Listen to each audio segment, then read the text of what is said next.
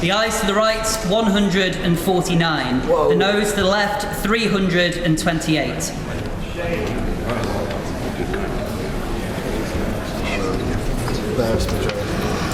The ayes to the right, 149. The noes to the left, 328. The noes have it. The noes have it. Unlock.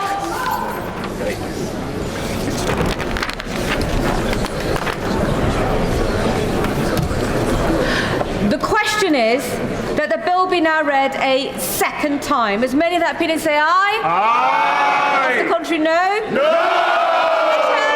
The lobby. So there we go. We have a comprehensive victory for Keir Starmer's government. After some people thought this might go to the wire, nothing of the sort. The ayes, 149. The noes, 328. That means a significant victory for the Labour Party, for Keir Starmer. The rebellion was headed off, and it appears with those metrics, Lord Maurice Glasson, it was only the opposition that really voted this down. We'll have to look at the numbers of Labour MPs who went that way. But the numbers, this was a comprehensive victory for the government. Let's get now to our political editor, Chris Hope, who is live from us from Parliament. Chris Hope, after all the talk of there being wobbles for the Prime Minister, a comprehensive victory for the Labour government. Yeah, things have changed though since last week, Martin. That amendment there was looking at possibly wrecking the entire benefits bill. By my calculations there, 477 MPs voted. A lot of MPs, maybe as much as 180, didn't vote at all, abstained. We'll wait till who they are. You could well be right that it was backed probably by the Tory party, by Reform UK. Not sure what the Lib Dems would have done there. So I think it may be the opposition parties voted for this amendment, given what happened. Well, there could have been, of course, a balance of 39 Labour MPs who supported it. But this place is in absolute ferment over this abandonment of these benefit cuts. I say cuts, not increasing the benefits bill by as much as before. Huge surprise. We'll wait and see how the second reading goes. There could also be a division shortly on what's called a programme motion. There's now some upset. The fact the government wants to push through the rump of this bill using statutory instruments which don't allow for a vote in Parliament. That's now upsetting left-wing Labour MPs. It feels like, frankly, the government's lost control of its backbenches in a week when it should be celebrating 1 year of Labour power. The fact of the matter is, Chris Hope, another point is that Sir Stephen Timms made a significant intervention earlier on in Chamber, the Disabilities Minister, saying that the changes to PIP will now not take place until after a review of the benefit has concluded. We don't know how long that will take. We also know that the changes to PIP claims that exist already won't be changed. Here's the question. What was the point of this vote? Nothing's changed. I'm not entirely sure what is the point of this bill. There are changes to the universal credit system, but they won't make the big savings that the PIP reforms would have done.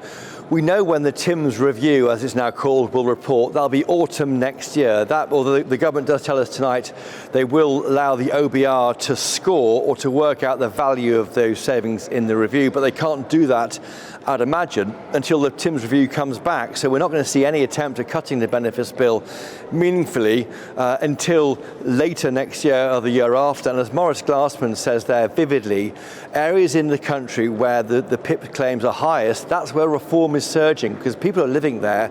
They look at the curtains drawn in the house next door, they go to work, the pals next door aren't working, they're living off the state, they're living off the taxes generated by someone's hard work, wherever it might be, and that is annoying, and that is driving support towards a party like Reform UK. Maurice Glasson, frankly, is saying the things which probably this government needs to hear. The votes are where Labour interacts with Reform. This is a comfort blanket Parliamentary Labour Party going back into its shell here, not taking on the challenge of cutting benefits, and there's a problem here for them at the next election.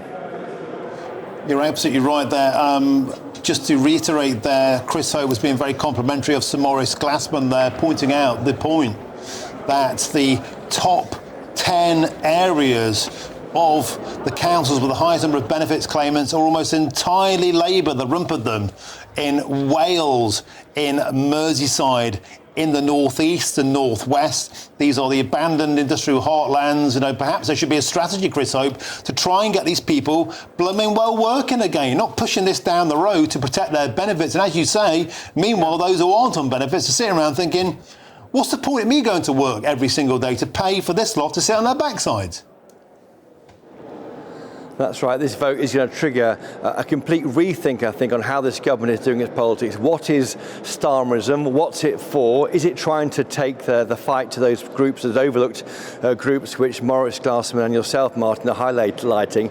That's where the support needs to go. And I think that's why these changes happened. The political problem here is that they are brought about quite quickly. Everyone knows benefit needs reforming. The problem they've got is there's a hole in the government accounts.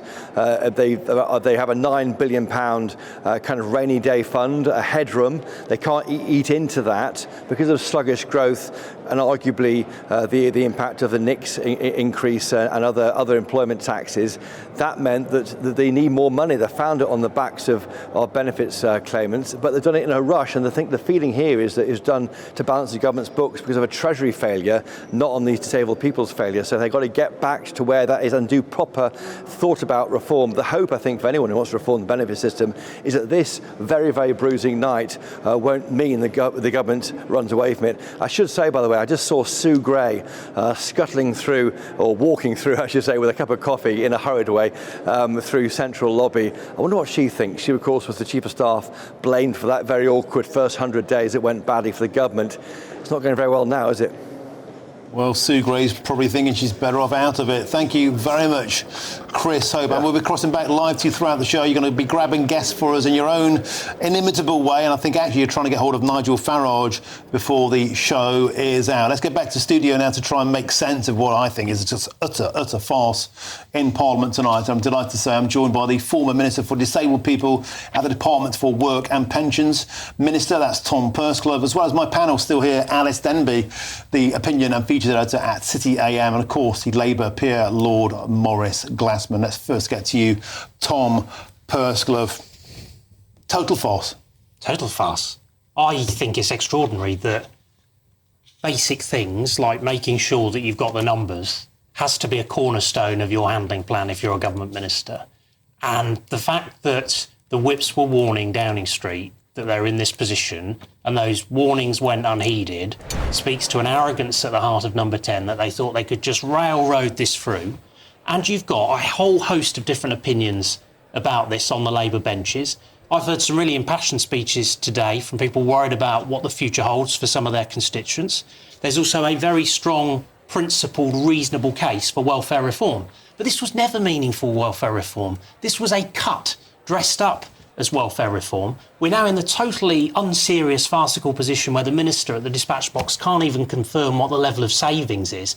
Actually, I don't find myself agreeing with Ian Lavery very often, but he was totally right when he stood up and said they should just pull the bill.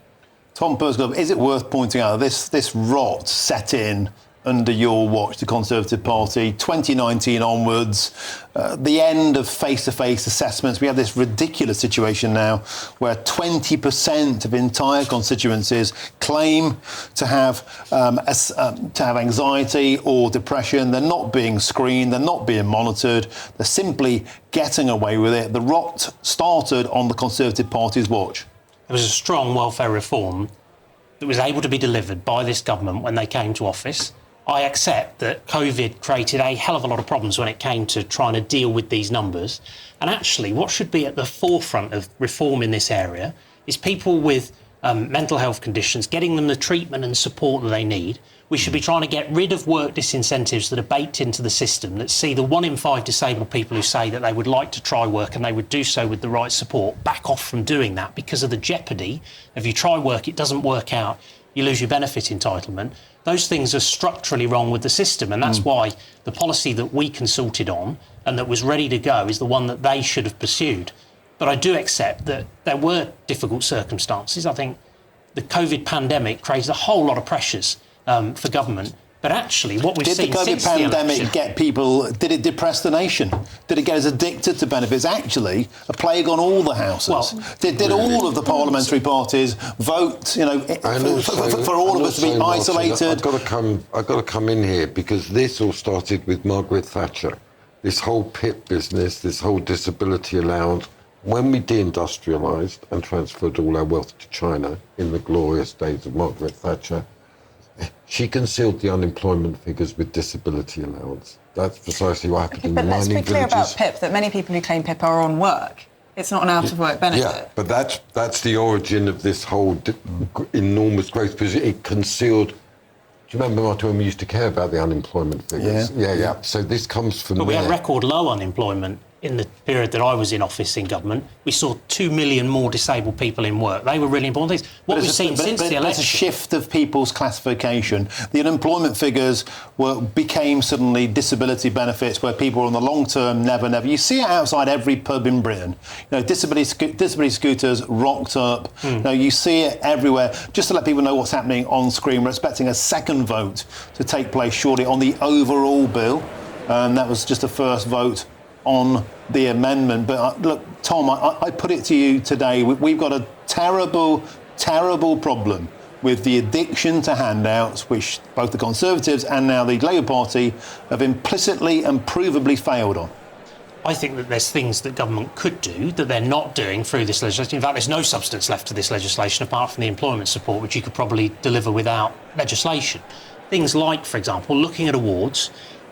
Is that actually the right support? Is cash the right support for someone? One of the things we consulted on as a government was actually whether, if people need an aid or adaptations, that we should pay for those rather than having cash awards. You actually need more tailoring within the system that is responsive to people's needs, that has work at the forefront. What we've seen since the election is a 50% increase in people enrolling to the PIP benefit on the back of this government coming to power. That is not an acceptable position, and the reform that was presented would do absolutely nothing to get the bill down overall. What it was going to do is just slow the pace of growth. And Alice Denby, Chris Hope there in Westminster Hall was making the point that it's all very well for parliamentarians to vote with their constituents in terms of the number of PIP recipients in their seats, and the top 10 council areas in the UK are Labour ran. Meanwhile, people look on and think, you know, why am I paying for this? I'm getting up work for 5 in the morning. I'm going on a building site. I'm laying bricks. I'm cleaning the houses. I'm cleaning toilets. And for what? I'm paying for people, the work shy, to sit around doing nothing. And I put it to all of you on the panel that this is fomenting a huge political backlash. Well, I mean, the fact is that the only way we're going to be able to pay for this, we can never cut the welfare bill, which it seems Labour is just constitutionally capable of doing. Then all we can do is raise taxes, which, as you say, means that everybody who's in work is paying for 1 in 10 people. We'll go back now for the second vote. The ayes to the right, 335. The noes to the left, 260.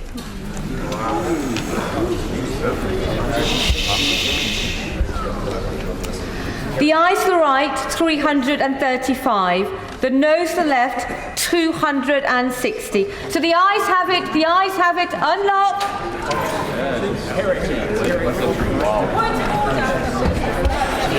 Point of order, Miss Wade, is it really relevant to business right now? Point of order, Helen Waitley. Madam Deputy Speaker, please... So the second vote there, the ayes, 335, the noes, 260. Morris. That's a significant majority, but as you say, this no longer is a meaningful vote. It's just not like that. It's so confused, so many amendments, so many concessions in this. But and you're right, it's not only this. It's borders. It's loads of different things. Migration going on. The backlash is already here. I mean, we're already reformer ahead. Look, and I say this, I'm not going to say I say this with respect, but I don't. It's just a reality. The Conservatives aren't even in the conversation at the moment because of your record during the last government. So the stakes are enormously high now. Now, there's one thing that is true, is that Stephen Timms did say that when this review comes in autumn, so he gave it a specific time. Now, we could say that autumn's between September and November, more or less.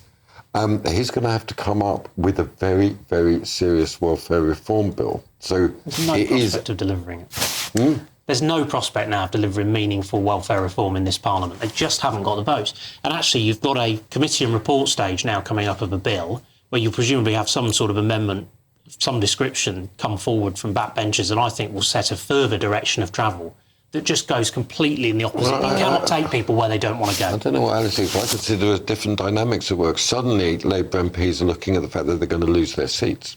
That adds another dynamic to the matter, and I think, you know what, that can change people's principles very quickly. Well, I think if we're going to change the dynamic, I think we're going to see a reshuffle, is my prediction. And I think Morgan McSweeney's job is in peril. I think Rachel Reeves is definitely in danger, and possibly Liz Kendall as well. And then maybe there's a chance to change the dynamic before autumn.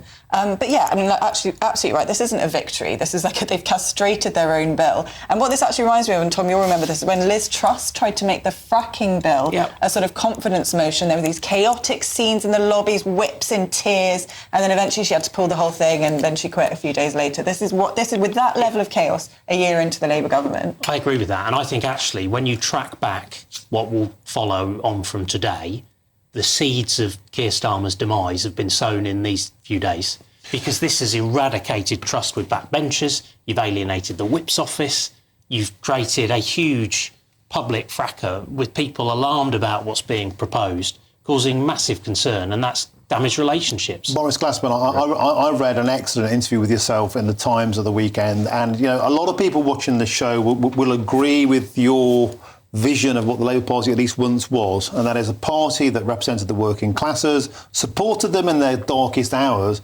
but didn't enable them to sit on their backsides and fester and rot and drain away from the country. That's what's just been voted for by your Labour Party. Let's be brutally honest, that vote there won't even scratch the surface of the financial and the moral duty to get people out of this cancerous idea of sitting around and getting handed out. This has gone the opposite way of your vision for your party. Yeah, and it's also a complete failure of strategic planning. I mean, but as I say, this welfare reform was, what was it, 2% of a future increase?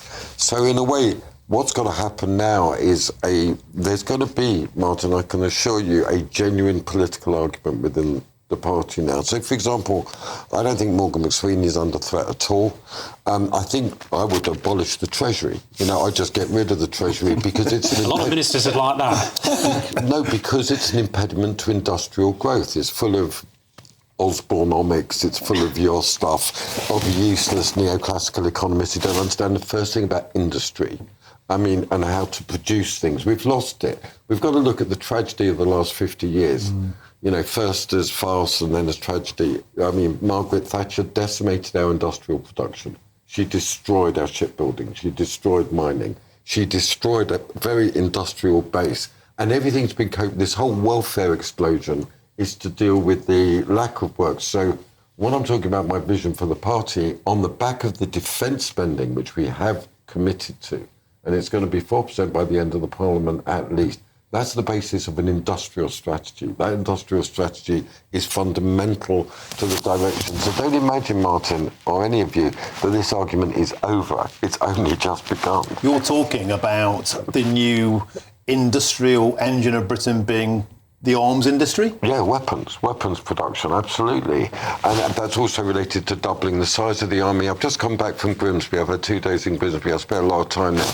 They're just kids of 14 rolling around on the streets in their choppers. It's worse than the 70s, Martin, in Nottingham, you know. They're just rolling around, occasionally nicking stuff from shops. They've got to be recruited. They've got to be trained locally. We've got to really rebuild our moral framework. Okay, I think your microphone just fell off there. Let's have a quick nibble from you, Alice Denby. You say that Morgan McSweeney might be for the chop. Lord Glassman disagrees. Rachel Reeves would be a huge scalp to throw under the bus. But is it not the throwing people under the bus, it's the bus driver, it's the Keir Starmer himself. Yeah, well, I think he's probably the hardest one to get rid of. And I would say, I mean, I completely agree with Lord Glassman that we do need to rebuild our industrial base. But the actual engine of the economy is the City of London, which has been hammered by Rachel Reeves and her employment taxes, her non-dom taxes. It was hammered by after 2011 by George Osborne. It was hammered. The lack of risk in the city is extraordinary. I think this is... I mean, if you look at the data, if you look at the statistics, what they say how is many that floated companies during the Conservative government? There's a statistic for you. Oh, gosh, I don't know that one off the top of my head. Is the answer. What I'm saying is the city needs deregulation. It needs all of that. Yes, but the city needs a different chancellor to Rachel Reeves, and the city needs lower taxes. I would think it's... I also have to say that I don't think you can blame Margaret Thatcher for the huge surge in men and young people under 40 claiming for mental health problems. That's a huge and very recent shift in just the dynamics of our population. It's absurd to blame Margaret Thatcher. OK, we have to leave it there for the time being. Plenty more to come.